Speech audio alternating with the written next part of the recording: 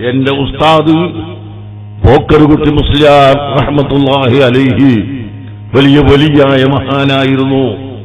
അവർ പറഞ്ഞിട്ടുണ്ട് എന്നോട്, അവർ വാഴക്കാട് ദാറുൽ ഉലൂം എന്ന സ്ഥാപനത്തിൽ പഠിക്കുമ്പോൾ അന്നത്തെ അവിടുത്തെ ഷെയ്ഖായിരുന്ന, അവിടുത്തെ ഉസ്താദായിരുന്ന ശംസുൽ ഉലമാ ഖുതുബി മുഹമ്മദ് മുസ്ലിയാർ അവർകൾ ഒരു ദിവസം തന്റെ വീട്ടിൽ നിന്ന് ദാറുൽ ഉലൂമിലേക്ക് എത്തിയ ഉടനെ എന്റെ ഉസ്താദ് പോക്കറുകുട്ടി മുസ്ലിയാരെ വിളിച്ചിട്ട് പറഞ്ഞു, എടാ പോക്കറുകുട്ടി, ആ ഇടയിലൊന്ന് പോയി നോക്ക്, അവിടെ ഒരു പാമ്പ് എന്നെ കടിച്ചിരുന്നു, ഞാൻ കാല് കുടഞ്ഞു പോന്നതാണ്.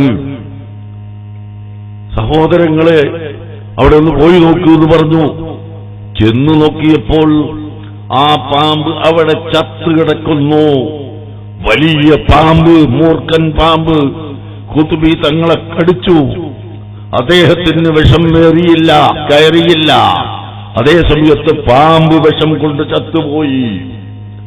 ഇത് വലിയ ഔലിയാക്കളുടെ, ആലിമീങ്ങളുടെ, സാലിഹീങ്ങളുടെ സ്ഥിതികളാണ് മക്കളെ.